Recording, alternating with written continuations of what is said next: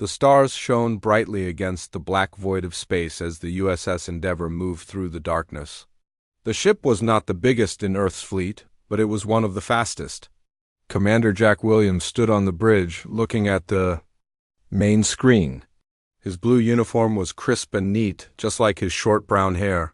"Status report," Jack said to his crew. "All systems normal, Commander," said Linda, the navigation officer.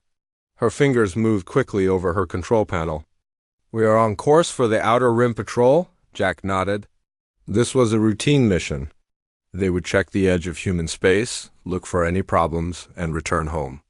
Nothing exciting ever happened on these patrols. The crew of 30 men and women had done this journey many times before.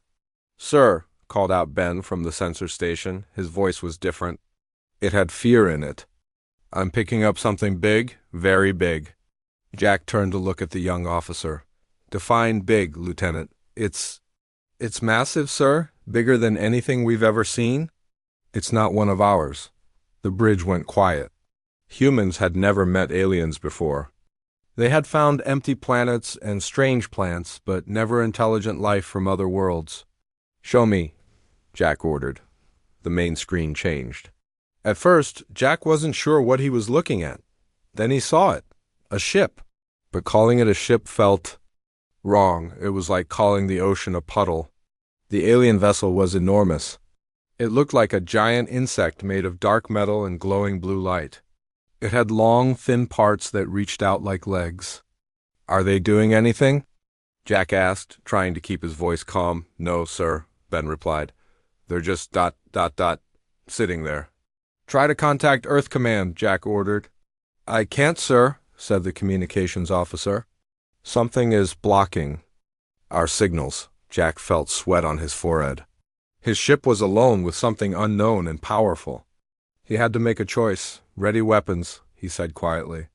"But do not fire unless I give the order." "Sir," Ben called out again, "they're sending us a message in English." Jack blinked in surprise. "Let's hear it." The voice that came through the speakers was strange. It sounded like many voices speaking at once, but the words were clear. "Human vessel, we come in peace. We wish to talk. May we send a representative to your ship?" Jack looked at his officers. Their faces showed the same mix of fear and wonder that he felt. "What do we do, sir?" asked his second-in-command, Kate. Jack thought for a moment. If these aliens wanted to hurt them, they could have done so already. Their ship was clearly more advanced. "We'll meet them.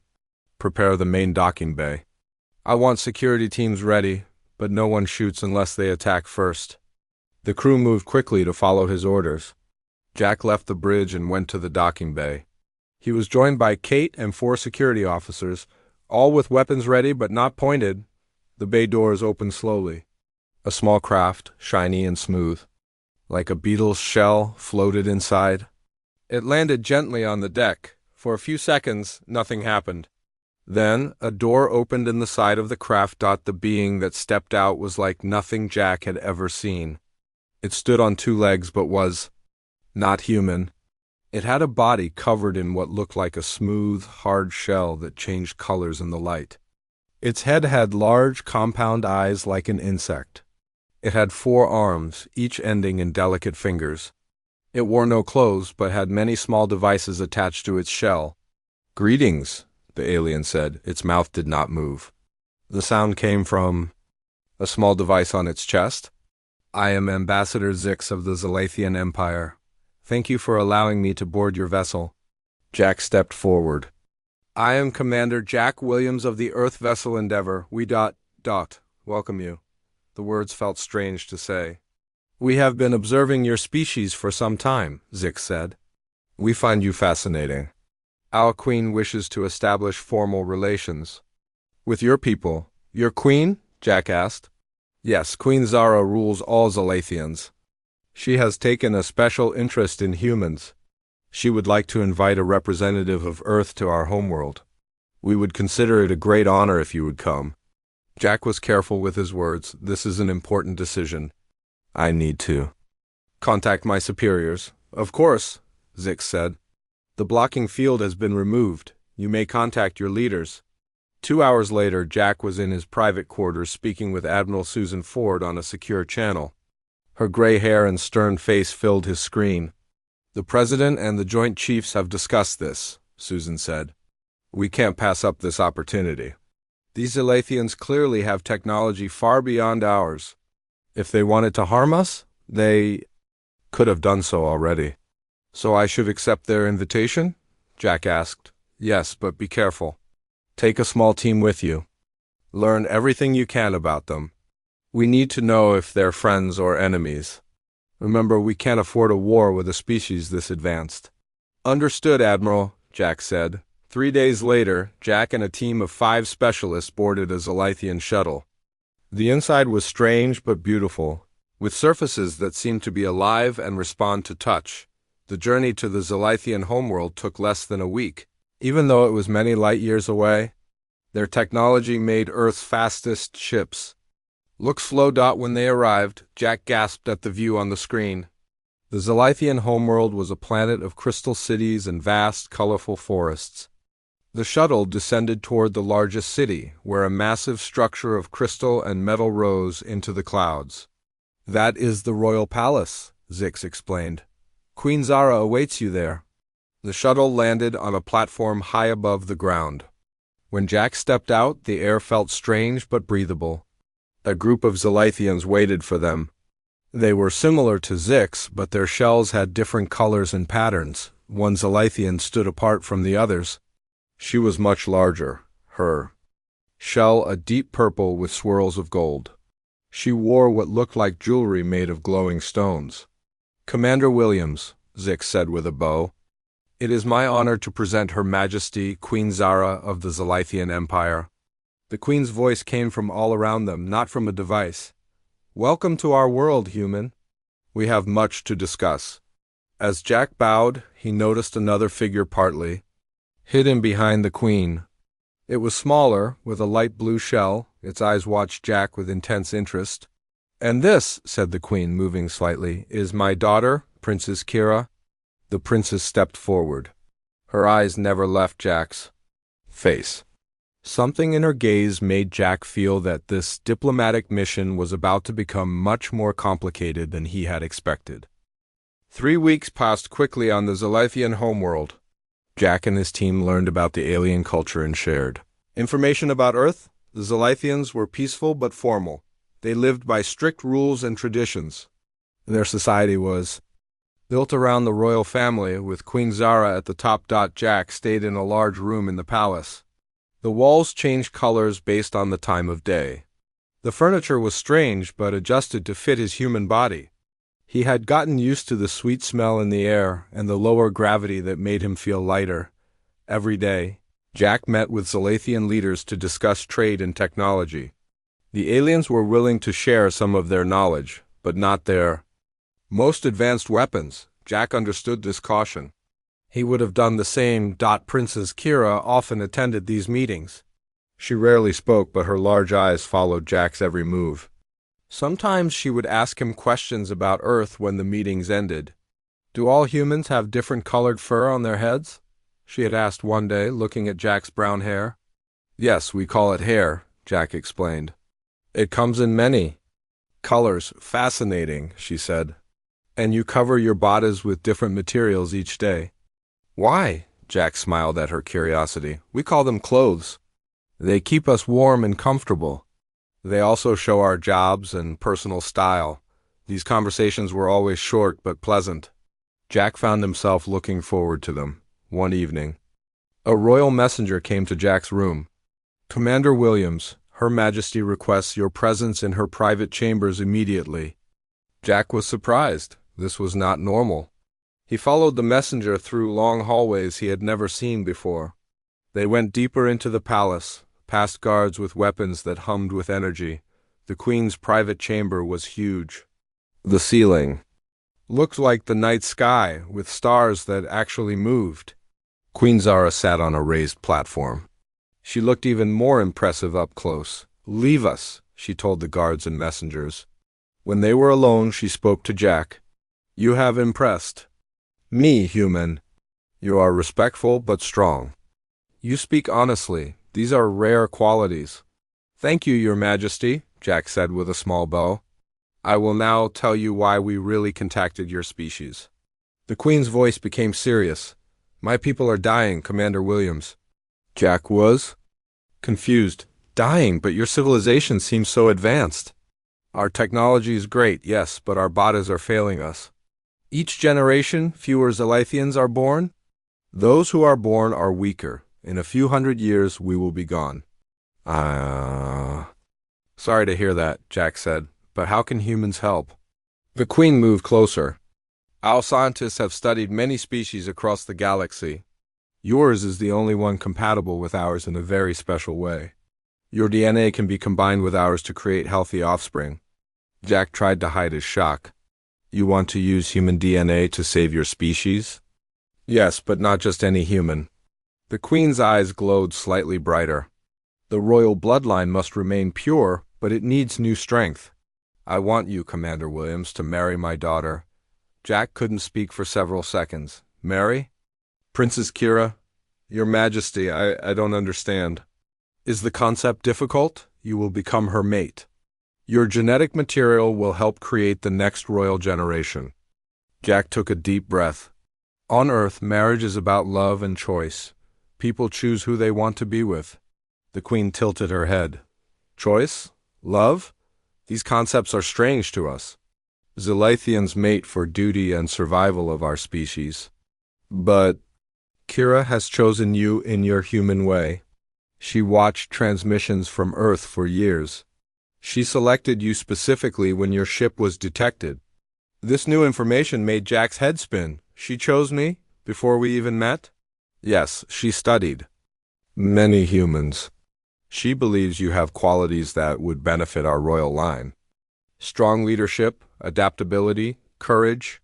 Jack needed time to think. Your Majesty, this is a very serious request. I need to contact Earth about this. Of course, but remember, Commander, this alliance would benefit both our species. We would share more of our technology with Earth. Your people would gain knowledge that would take them centuries to discover on their own. Later that night, Jack spoke with Mary Chun, Earth's diplomatic advisor, through a secure channel. They want you to do what? Mary asked, her eyes wide on the screen. Marry the princess, Jack repeated, to save their species. Mary pushed her glasses up. This is ... expected. The scientific possibilities are fascinating, but the ethical questions are complex. What should I do? Jack asked. The alliance with the Zalithians is extremely important. Jack, their technology could help solve many problems on Earth, but we can't force you to do this. After the call ended, Jack walked to the balcony of his room. The 3 moons of the Zalithian world shone in the sky. He heard a soft sound behind him and turned. Princess Kira stood in the doorway. She looked different without her formal royal decorations, smaller, almost vulnerable. My mother has spoken to you, she said. It wasn't a question. Yes, Jack answered. You knew she would ask me this? It was my idea. Kira stepped onto the balcony. I have studied humans for years. Your adaptability, your emotions, your diversity, these are qualities my people have lost. Why me specifically? Jack asked. I watched your mission recordings. The way you saved your crew when your ship was damaged near Jupiter. How you negotiated peace between the colony worlds when they argued over resources. You are strong but kind. These are qualities our royal line needs? Jack looked at her closely. Do your people understand the human concept of love? No, she said simply. But I understand respect and partnership. I do not expect love, Commander Williams. I expect cooperation to save my species. Her honesty touched Jack. I need time to think about this. Of course. She turned to leave but stopped. My people are dying, Commander. I have watched generation after generation grow weaker. I cannot let that continue if there is a way to stop it. Please consider this not just for me, but for both our species. As she left, Jack turned back to the alien sky. The decision before him was impossible. His duty to Earth, his own personal feelings, and now the fate of an entire species, all rested on what he would choose. News of Queen Zara's request spread quickly on Earth. People had many opinions about it. Some thought Jack should accept the offer to get alien technology. Others believed it was wrong to use a human this way. General Alan Patterson spoke loudly. In government meetings, "This is a chance we can't miss. The Zolithians have ships that can travel between stars in days instead of years. Their medical knowledge could cure our worst diseases. Williams needs to do his duty, but not everyone agreed." Groups protested in streets around the world. They held signs saying, "Humans are not breeding stock and freedom of choice."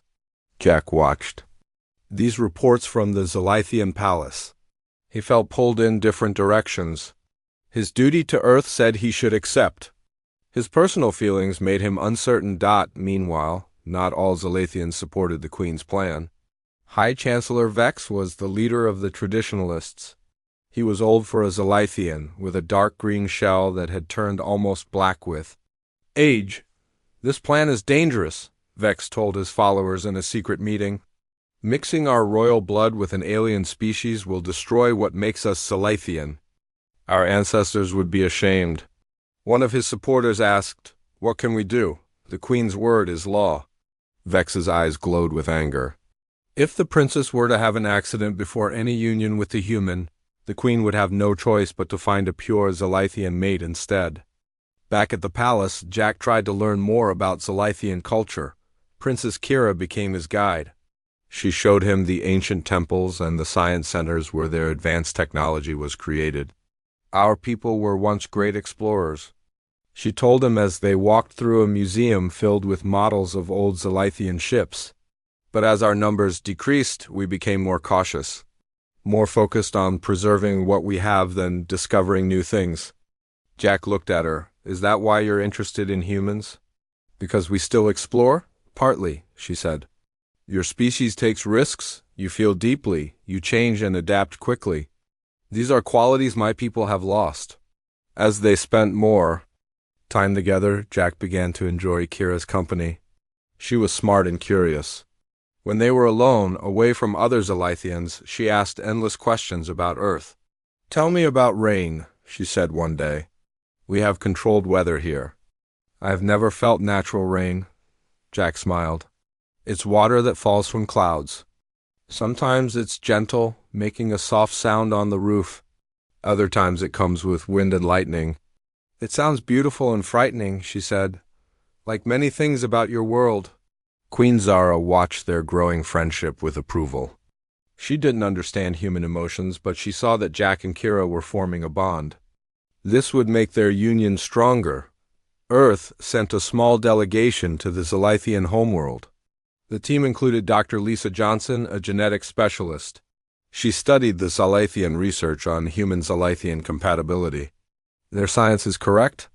she told Jack privately. "Human and Zolithian DNA can be combined. It could save their species." She paused. "But there's something they're not telling us about the process." "What do you mean?" Jack asked. "The genetic mixing requires more than just a simple donation of material. It will change you too, Jack. Not completely, but enough that you wouldn't be fully human anymore." This new information worried Jack. He confronted Kira about it that evening. "Why didn't you tell me the full truth about what this union would mean for me?" he demanded. Kira's shell colors darkened with emotion. "I was afraid you would refuse if you knew. The changes would be small. You would live longer. Your body would become stronger. Is that so terrible?" The terrible part is not being told," Jack said. "Humans value honesty and choice." Kira lowered her head. "I am sorry. Our ways are different. For us, the needs of our species come before individual wants." Their conversation was interrupted by a loud explosion. The palace shook. Alarms sounded throughout the building. "What's happening?" Jack asked. "We're under attack," Kira said. Her voice was calm, but her shell colors showed fear. "We must get to safety." They ran through the hallways. Guards rushed past them toward the source of the explosion. Smoke filled parts of the palace. They turned a corner and found themselves facing 6 Zolithians with weapons. Their shells bore the dark green markings of Vex's followers. "There she is," one of them said. "Take the princess. Kill the human." Jack reacted quickly. He pushed Kira behind him and grabbed a decorative staff from a wall display. When the first attacker came at them, Jack swung the staff hard. It hit the Zalathian's arm, making him drop his weapon. Kira picked up the fallen weapon. "This way," she said, pointing to a small door hidden in the wall design. "Secret passage." They escaped into the passage just as the other attackers fired their weapons. The hidden door closed behind them. "We need to get to my mother," Kira said as they moved through the dark, narrow passage. "Vex must be behind this attack, your High Chancellor?" Jack asked. "Why would he attack the palace?" "He opposes any change to our traditional ways. He would rather see our species die out than evolve?" Kira's voice was bitter. "He has always wanted power. This is his chance to take it." They reached a junction in the passage. Suddenly, they heard voices coming from one direction. "This way," a harsh voice ordered. "The princess and her human pet must be found before they reach the Queen." Jack and Kira froze. They were trapped between the attackers behind them and more enemies ahead. "Is there another way out?" Jack whispered. "Yes," Kira replied quietly, "but it leads outside the palace. We would be far from my mother and any loyal guards." "That's our best option," Jack said. "If Vex has taken control of the palace, we need to escape and make a plan." "We can't help your mother if we're captured or killed?" Kira hesitated, then nodded. "You're right, follow me." They turned down a different passage, moving away from the voices of their pursuers. As they ran, Jack realized that the political situation had just made his decision much more complicated. Now it wasn't just about a marriage alliance, it was about survival. Jack and Kira moved quickly through the narrow passage. The walls glowed with a soft blue light that got brighter as they walked, lighting their way. The sounds of fighting grew distant behind them. The passage ended at a small door. Kira placed her hand on it, and it slid open. They stepped out into a garden filled with strange plants. Their leaves changed colors as they moved past. "We are in the old city now," Kira said. "Below the main palace. Few come here anymore. Will we be safe?" Jack asked, looking around at the empty streets. "For a short time? Vex will search for us once he controls the palace." Kira's shell had turned a dull gray color, showing her worry. "We need to find shelter and contact loyal guards." They walked through empty streets lined with buildings made of crystal and metal. Everything looked ancient but still beautiful. They found an old building with a heavy door and went inside. "This was a scholar's house," Kira explained. "From before we built the new city above." The inside was dusty but dry. Strange objects that looked like books, but made of thin metal sheets, sat on shelves. A table in the center had what seemed to be maps of stars. Jack tried to contact his team using his communication device, but it couldn't reach through the layers of city above them. "We need to let someone know what's happening," he said. "There is a communication center nearby," Kira said, "but it's risky. Vex may have people watching it." They rested for a few hours.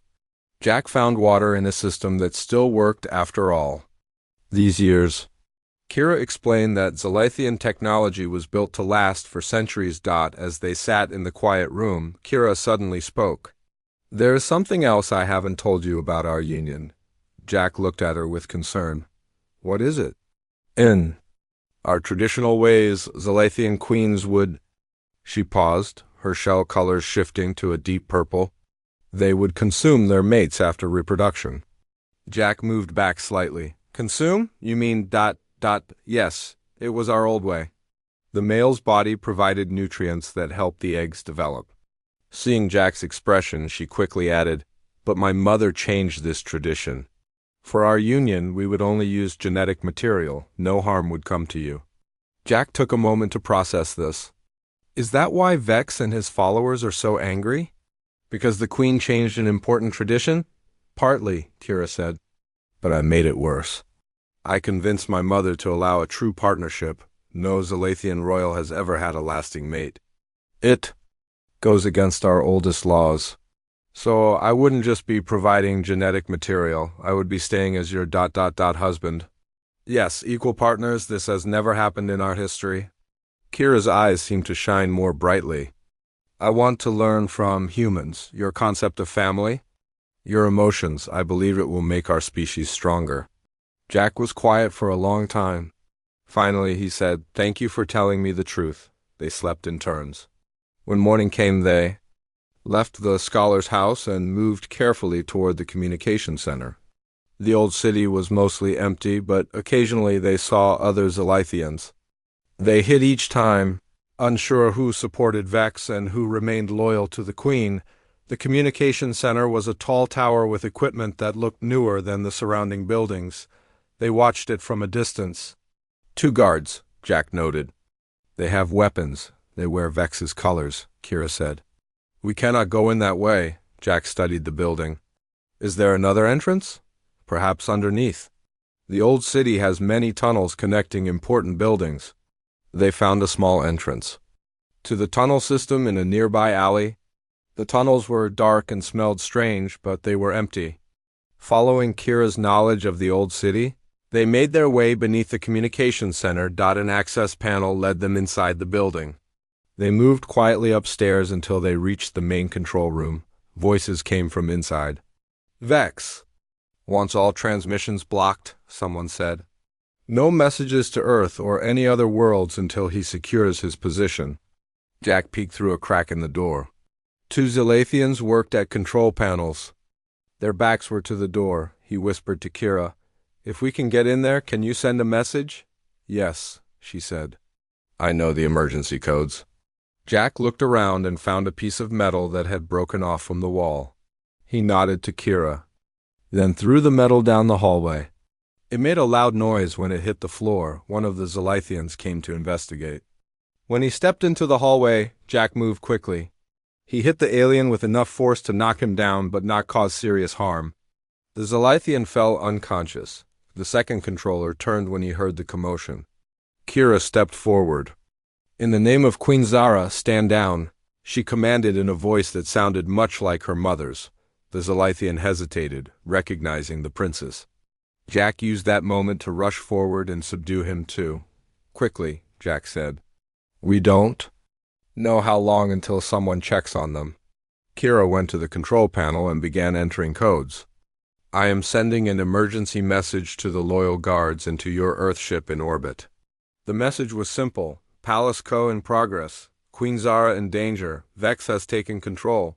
Send help. Princess Kira and Commander Williams alive and old. City." As soon as the message was sent, alarms began to sound. "They've detected the transmission," Kira said. "We must leave now." They ran back the way they came, but when they reached the tunnels, they heard voices and saw lights approaching from both directions. "We're trapped," Jack said. Kira pulled him into a small side passage. "This leads to the temple district. We can hide there." They moved through even narrower tunnels until they emerged in a large open building. The ceiling was so high that Jack couldn't see it in the dim light. Statues of Zalathians lined the walls.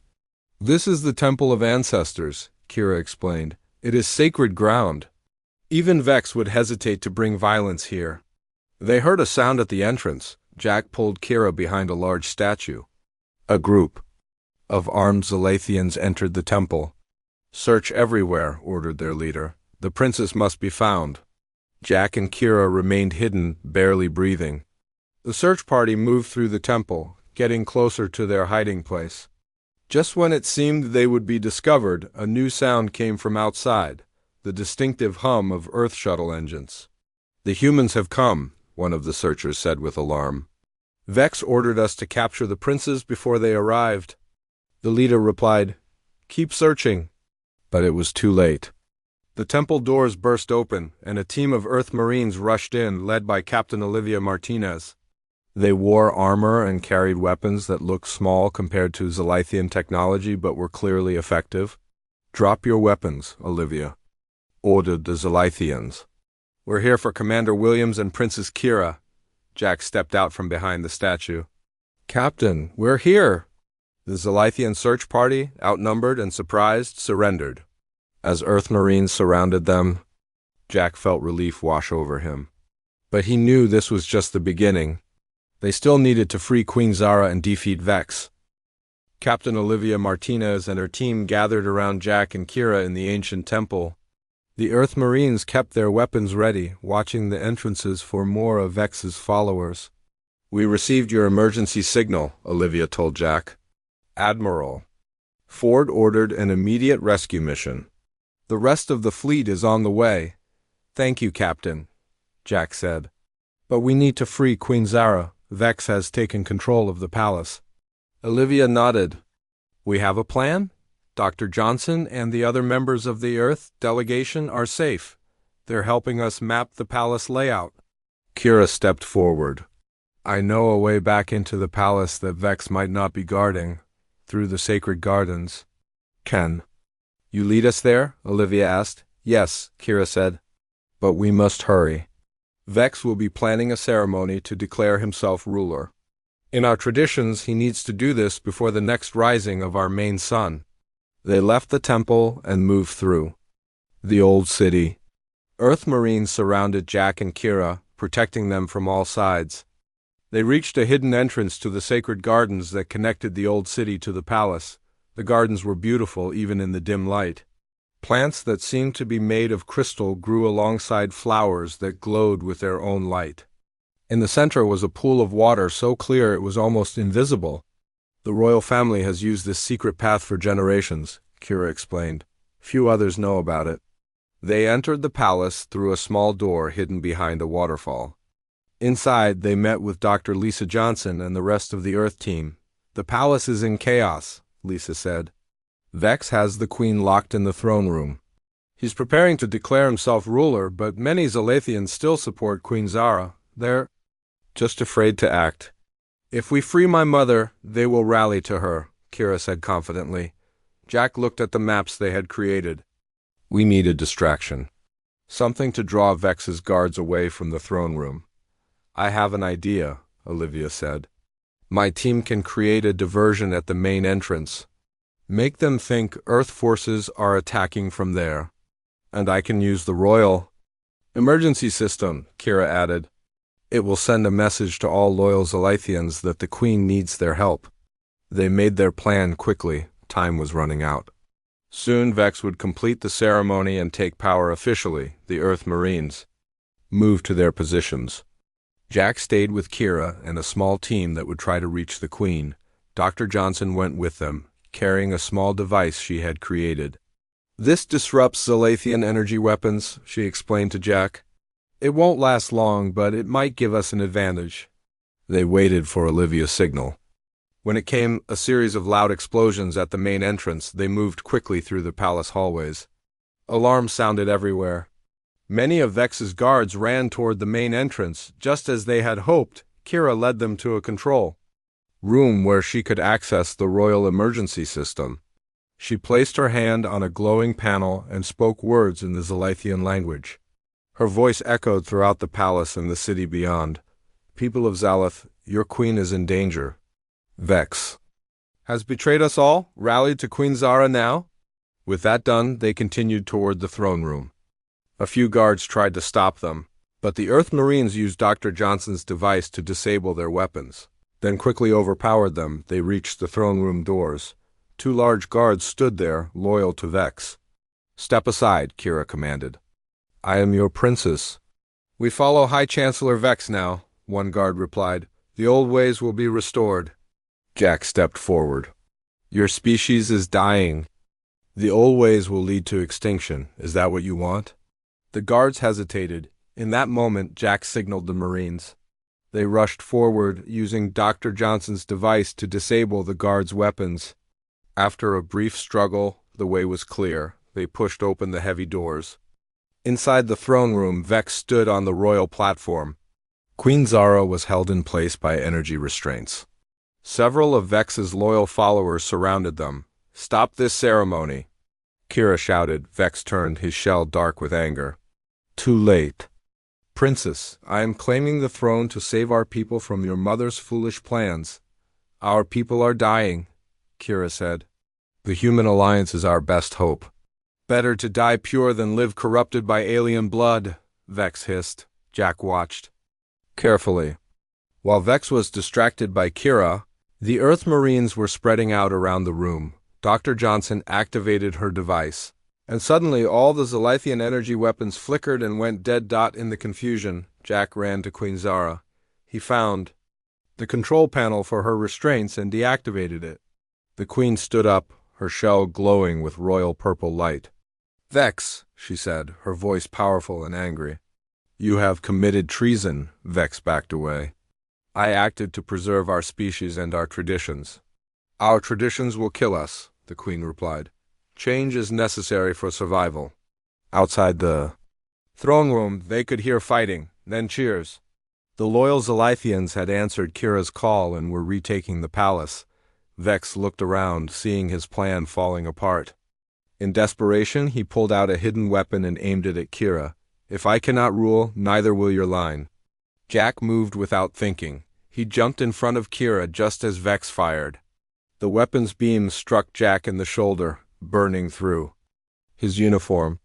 He fell to the ground in pain. The Earth Marines quickly subdued Queen Zara rushed to where Jack lay with Kira kneeling beside him. "He will live," Dr. Johnson said after examining the wound. "But he needs medical attention." 3 days later, Jack woke up in the Palace Medical Center. His shoulder was bandaged, but the pain was mostly gone. Kira sat beside his bed, her shell a bright, happy blue color. "You saved my life," she said when she saw he was awake. "Seemed like the right thing to do," Jack replied with a small smile. Queen Zara entered the room. She looked regal and powerful again. "Commander Williams, you have proven your worth beyond any doubt. Vex and his followers have been imprisoned. Order has been restored." "I'm glad to hear it, Your Majesty," Jack said, trying to sit up. "I have made a new decree," the Queen continued. "The royal marriage traditions have been changed. From now on, all unions will be based on choice, not command." Jack looked at Kira. "What does that mean?" "It means," Kira said, her eyes bright, "that I am not ordered to take you as my mate, and you are not commanded to accept me." We both have a choice now. Jack thought about everything that had happened. About Earth and the Zalithians, about duty and personal feelings, about Kira, who had risked everything to change her people's ways. "And what do you choose?" he asked her. "I choose you, Jack Williams," Kira said. "Not because of duty or genetics, but because I admire who you are." Jack reached out and took her hand. It felt strange, but right. "Then I choose you too, Princess." "Kira," Queen Zara made a sound that might have been a Zalithian version of happiness. "Then let it be so. Our species will move forward together, a new beginning for us all." 1 year later, the first human Zalithian child was born. A daughter with Kira's iridescent skin and Jack's human eyes. Both species celebrated the birth as a symbol of hope and new beginnings. The alien queen had commanded, but in the end, it was choice that saved them all.